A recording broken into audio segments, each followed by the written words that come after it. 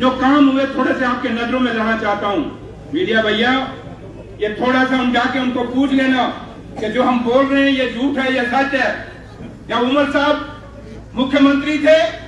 क्या जम्मू कश्मीर के अंदर 750 न्यू एडमिनिस्ट्रेटिव यूनिट बनी या नहीं बनी? ये पूछो उनको। क्या उमर साहब के दौर में 46 सब डिवीजन नहीं बनी या नहीं बनी? पूछो उनको। 135 तहसीलें नहीं बनी या नहीं बनी उमर साहब के दौर में? पूछो उनको। पूछो उनको कि वीडियो ब्लॉक 177 नए वीडियो ब्लॉक बने या नहीं बने, जो कहते हैं हमने बड़ा विकास किया है। उनको पूछो नई 301 नियतें बनी या नहीं बनी? ये सवाल उनसे पूछिए आप। क्यों? आपके लीडर ने वो करके दिखाया जो ये करके नहीं पाया आज तक 9 साल में। सिर्फ झूठ बोल रहे हैं, सिर्फ मीडिया और सोशल मीडिया पे अपनी बातें करते हैं। आज शेर कश्मीर एम्प्लॉयमेंट पॉलिसी किसने लाई? जहां हमारे 50,000 नौजवानों को फायदा हुआ। 1 लाख गवर्नमेंट नौकरियां किसने दी? उमर साहब ने अपने टर्नओवर में दी। 50,000 प्राइवेट सेक्टर में दी। ये डाटा मैं कोई आपको ऐसे नहीं बता रहा, एक जिम्मेदारी के साथ बता रहा हूं। ये झूठों की तरह जो नाटक करता कर मैं टाइगर बैग पकड़ी टाइगर है पकड़ के पता करो उधर। आज ये चंद कुछ है, मैं कहूंगा बड़ी लंबी चौड़ी लिस्ट है, लेकिन क्योंकि गर्मी बहुत है मैं फिर कभी आपसे बात करूंगा। लेकिन ये जो आज सैफरन मिशन और बासमती राइस मिशन किसने लाई? ये स्कीम है उमर साहब के दौर में आई।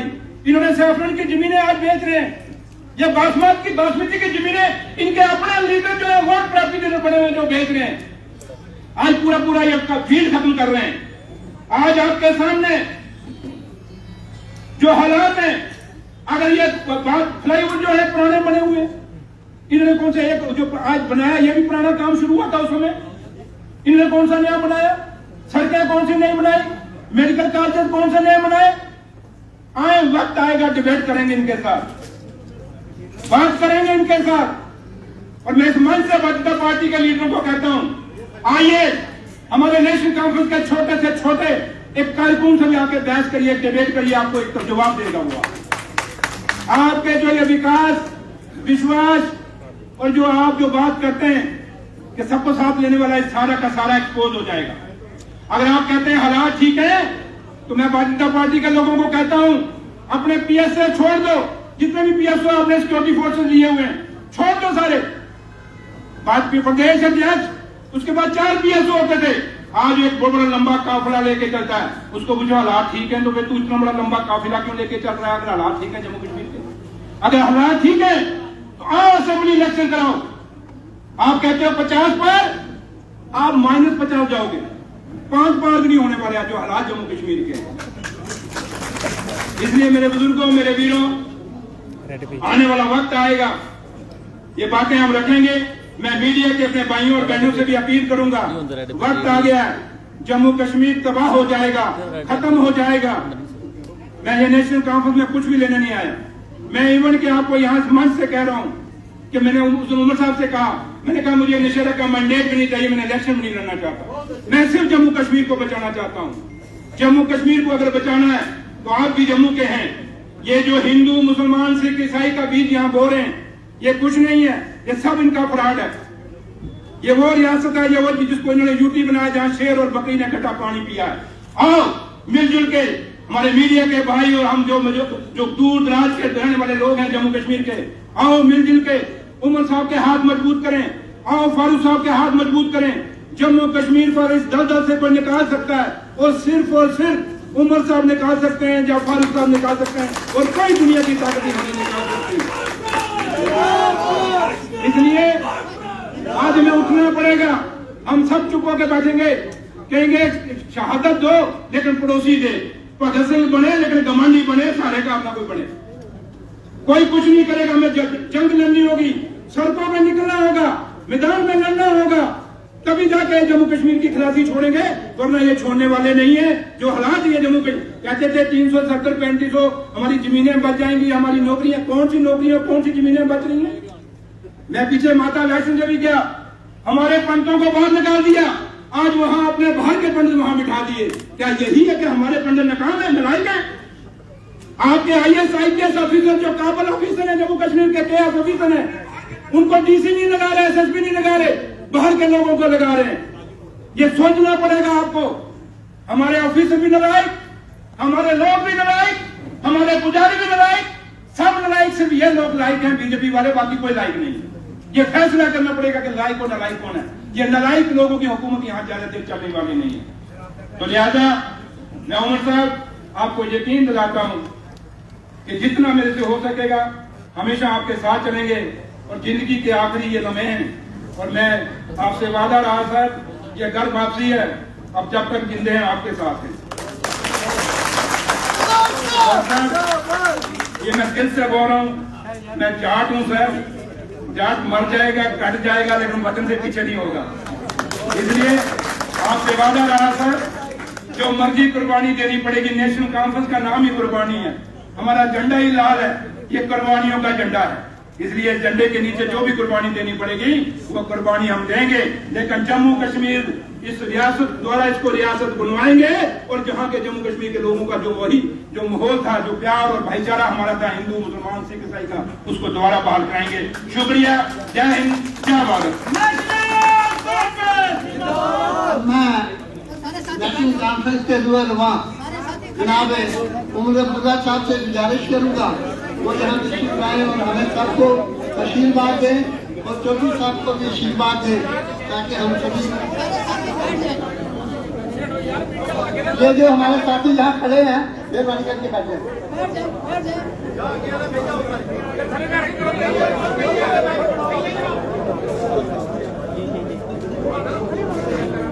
ये कैप्टन मोतीलाल जी जिनका मैंने जिक्र किया, ये मादरे मेहरबान को श्रद्धा के फूल अर्पण कर रहे हैं। जनाब मोतीलाल जी।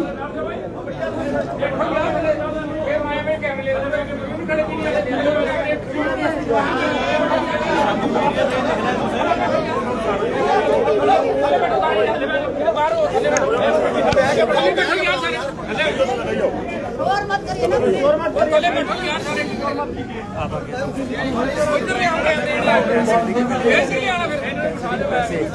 यहाँ पे मंच पे बैठे हुए तमाम सीनियर बुलाए थे तो आए थे, हम इ'यां नहीं आए थे, उन्हें बुलाए थे। नेशनल कॉन्फ्रेंस के मौजूदान वर्कर हजरात और बिलखसूस आज घर में दोबारा शामिल शोर नहीं करो यार, भाई चौधरी सुरेंद्र जी, इनके तमाम साथी, आप सबको मेरे तरफ से आदाब। आज इत्तेफाक से हमारे लिए बहुत ये न सिर्फ एक अहम दिन रहा है, बल्कि बहुत खुशकिस्मत दिन रहा है। एक तरफ से हम उस महान हस्ती मेरी दादी, जिनको प्यार से जम्मू कश्मीर के लोगों ने मादर मेहरबान का खिताब दिया, हम उनको याद कर रहे हैं, उनकी बरसी है। उसके साथ साथ जिस दिन का हम 5 अगस्त 2019 से इंतजार करते आए हैं कि कब सुप्रीम कोर्ट में जो केस चलना है उसकी शुरुआत होगी, इत्तेफाक से आज उसकी शुरुआत भी हुई। लेकिन फिर सोने पे सुहागा, हमारे एक साथी जिनकी सियासी शुरुआत इसी तंजीम में हुई, जो फले फूले इस तंजीम में, फिर खुद कुछ गलतफहमियां हुई, थोड़ी देर के लिए हमसे अलग हुए, आज दोबारा घर वापस लौटे और नेशनल कॉन्फ्रेंस में दोबारा सुरेंद्र जी ने शमूलियत की। इनमें से एक भी चीज हमारी तंजीम के लिए फंक्शन करने के लायक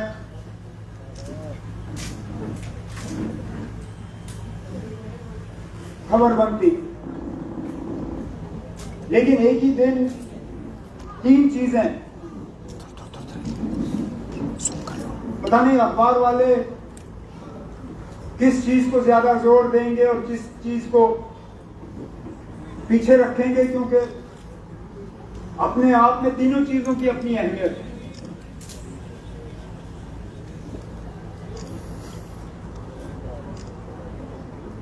जम्मू कश्मीर के लोग हर लिहाज से आज परेशान हैं। मां सिवाय चंद लोग जिनका मौजूदा हुकूमत के साथ तालमेल बना हुआ है, उनको शायद आप मुस्कुराते हुए पाओगे, लेकिन आम लोग जम्मू कश्मीर के जो बाशिंदे हैं परेशान हैं, मायूस हैं, नाराज हैं। उनको समझ नहीं आता कि जो उनके साथ बड़े बड़े वादे हुए थे, उन वादों को इसी तरह अधूरा क्यों छोड़ा गया। जहां इंसाफ की बात हुई वहां इंसाफ मिला नहीं, जहां रोजगार की बात हुई वहां रोजगार मिला नहीं, जहां तरक्की की बात हुई वहां तरक्की मिली नहीं, अमन की बात हुई, भाईचारे की बात हुई, वो भी अधूरा रहा। आज घर चलाना मुश्किल होगा, महंगाई आसमान पे, खाने की चीजें मिलती नहीं, घर चलाना लगभग नामुमकिन। हुकूमत की तरफ से ऐलान होते हैं, लेकिन जमीनी सतह पे उनको अमली जामा पहनाने वाला कोई नहीं।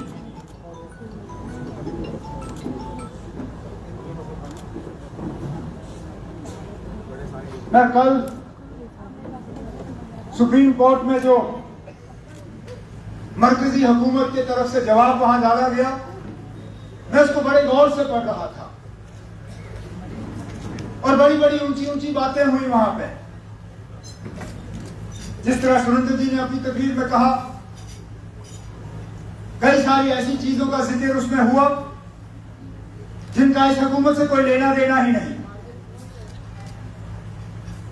मैं हैरान हुआ जब मैंने उसमें ऐसे पावर प्रोजेक्ट्स के नाम सुने जिन पावर प्रोजेक्ट्स का संग बुनियाद मेरी हुकूमत में रखे गए थे,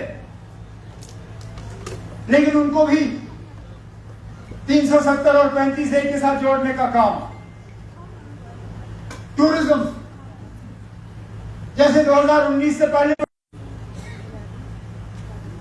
अरे जहां पे आप दावा कर रहे हो वहां पे इस चीज का भी जवाब दो कि वो नए इलाके कैसे मिलिटेंसी के शिकार हुए। अब पुंछ में जिस तरह के हमले देखने को मिले, रजौरी में जिस तरह के हमले देखने को मिले, अरे उसका भी जिक्र करते हैं आप।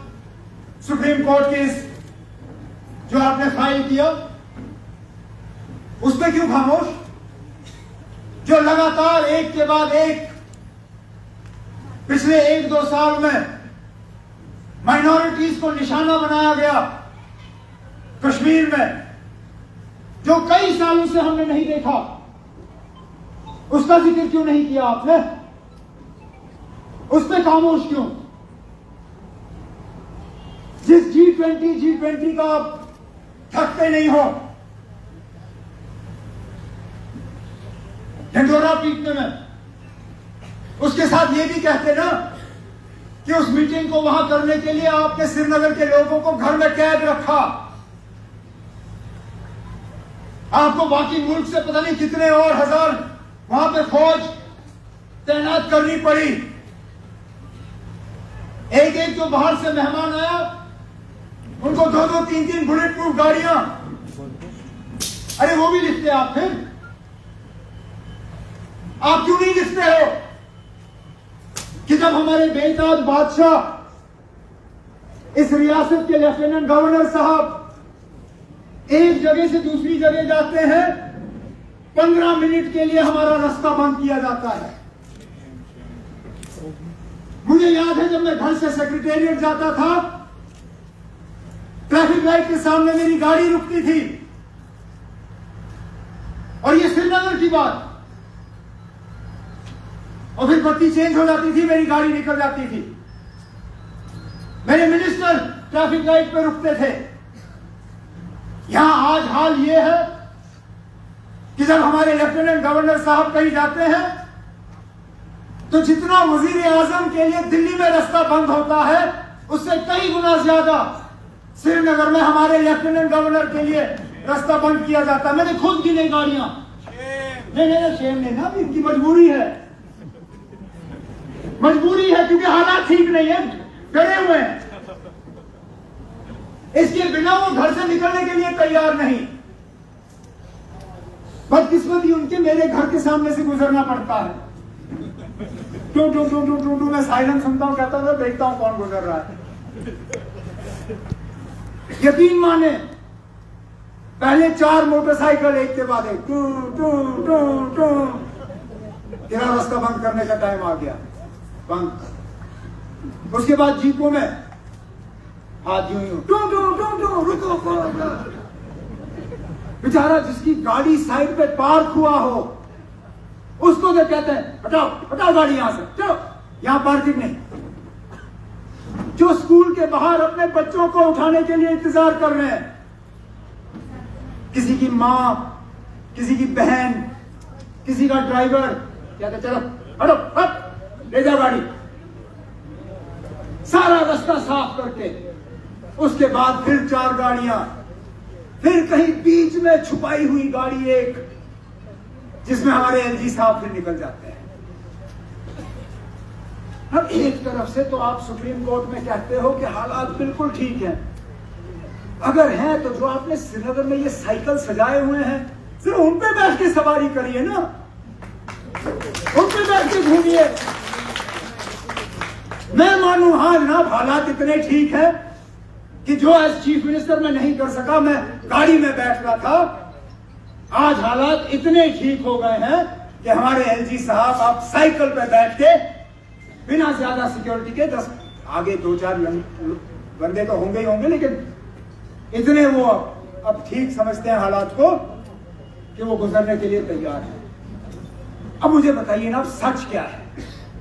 क्या सच वो है जो आपने सुप्रीम कोर्ट में लिख के दिया, या सच वो है जो हम जमीनी सतह पे देखते हैं कि बिना रास्तों को बंद किए हुए आप एक जगह से दूसरी जगह जा नहीं सकते हो, क्योंकि मिलिटेंसी का इतना खतरा है, क्योंकि कहीं ना कहीं तो आप झूठ बोल रहे हैं। या तो ये रास्ता बंद करने का सिर्फ आपको शौक है, इसकी जरूरत नहीं है, लेकिन आपको शौक हो गया तो आप कर रहे हो, या हालात इतने खराब है कि ये रास्ता बंद करना आपकी मजबूरी है। अगर हालात इतने खराब है, ये आपकी मजबूरी है, फिर जो आपने सुप्रीम कोर्ट में बोला है वो झूठ है। दोनों सच हो नहीं सकते। नौजवान बेरोजगार, उसकी बात क्यों नहीं? यहां लिस्टें निकलती हैं, दूसरे दिन लिस्टों के खिलाफ आवाज उठती है कि इसमें धांधली हुई है, तीसरे दिन लिस्ट को रद्द किया जाता है, चौथे दिन इंक्वायरी होती है, उसके बाद सिलसिला खत्म। बेचारे जो मेहनत करके, इम्तिहान दे के, सिलेक्शन का सारा प्रोसेस कंप्लीट करके ईमानदारी से वहां पे उस लिस्ट में दाखिल हो जाते हैं, पता नहीं उनमें से कितने सारे ओवरेज हो जाते हैं इंतजार करते करते कि कब हमें रोजगार का मौका मिलेगा। कीमतें आसमान को छू रही हैं। जम्मू का भी वही हाल होगा जो श्रीनगर का है। आज सब्जी वाला टमाटर बेचने के लिए तैयार नहीं है। 160 150 रुपए किलो टमाटर। जब हम जाते हैं सब्जी वाले के पास और उससे टमाटर पूछते हैं, कहते हैं ना टमाटर के भाव और जाफरान के भाव में ज्यादा कीमत का फर्क है नहीं, टमाटर कोई खरीदता ही नहीं, हम रखते नहीं। 5 किलो चावल का वादा हुआ, दिखा नहीं, अब कहते हैं हम 15 देंगे। अरे 5 नहीं मिला, 15 कहां से आएगा? कहते हम जमीनें देंगे। पहले तो आप जमीनें छीन रहे हो उन लोगों से जिनको उन जमीनों का मालिकाना हक है, और फिर बसा किसको रहे हो कोई पता नहीं, कोई इसमें सफाई नहीं।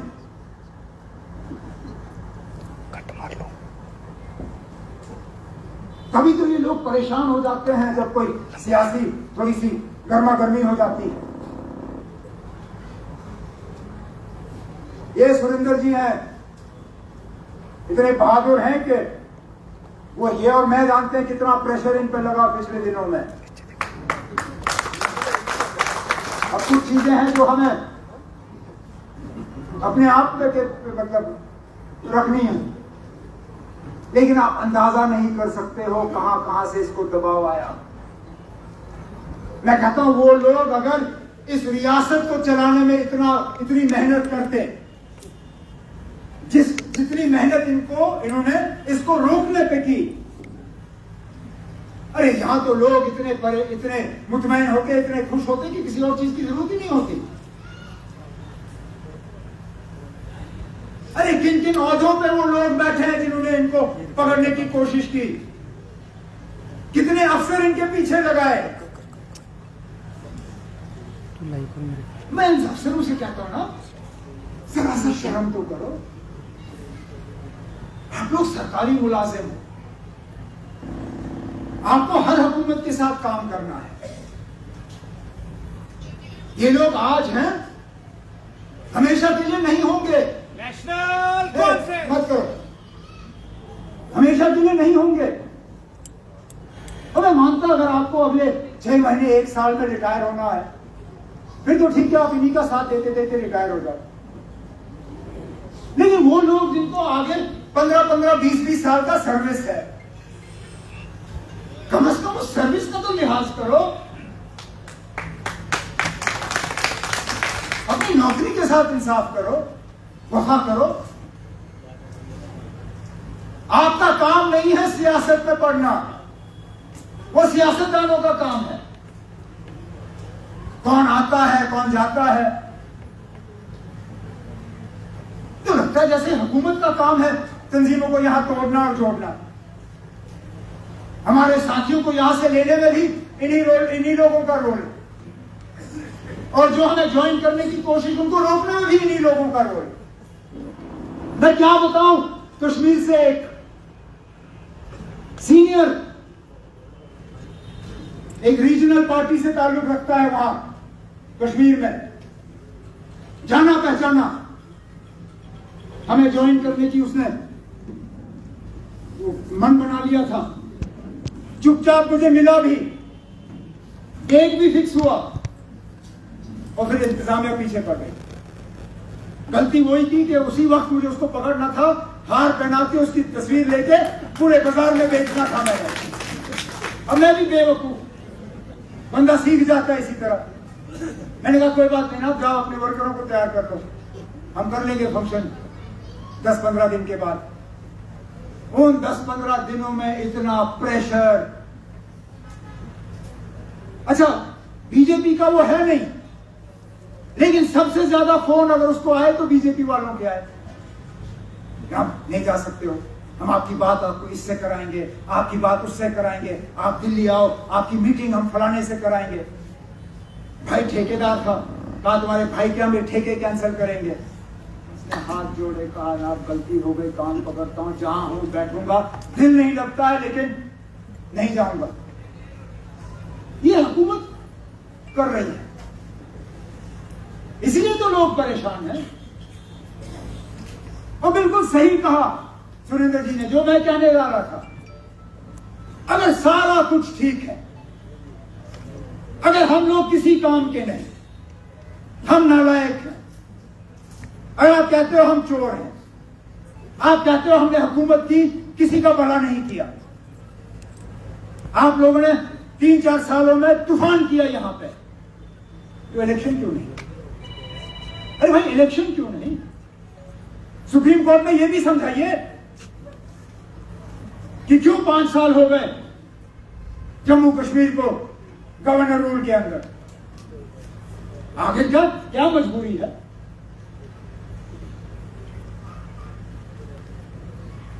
एक तरफ से आप कहते हो कि सारा कुछ बड़ा अच्छा है, दूसरी तरफ से आप बाहर के मुल्कों में जाके जमहूरियत का वहां डंडोरा पीटते हो। Hindustan democracy, India is the mother of democracy. तो वो डेमोक्रेसी यहां आते आते क्यों रुक जाती है? जिस तरह विकास गायब हो गया, हर थाने में अब विकास का FIR कटना चाहिए कि भाई साहब विकास है तो गया कहां? क्योंकि हम बार बार सुनते हैं विकास विकास विकास, लेकिन विकास दिखता नहीं है। इसी तरह जमहूरियत हमें तो दिखता नहीं यहां।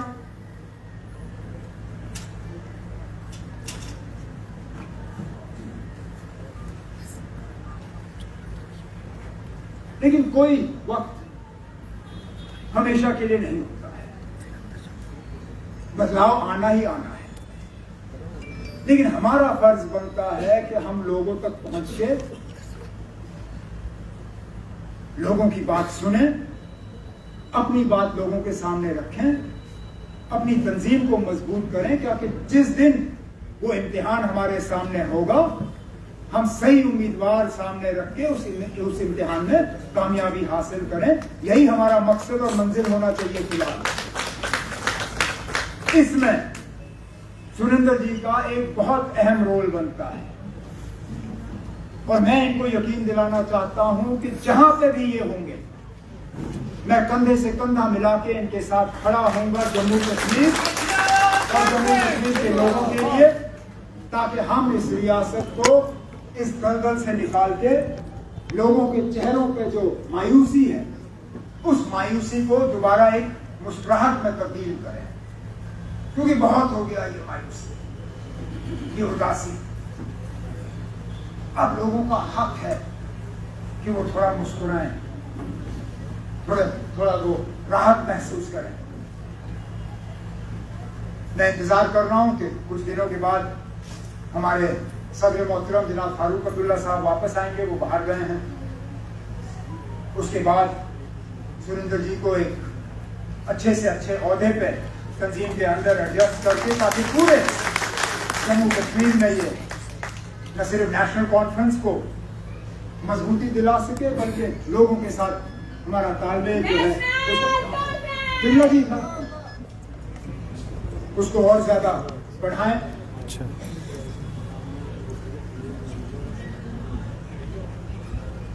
मैं आप सब साथियों का तहे दिल शुक्रगुजार हूं कि इस बहुत अहम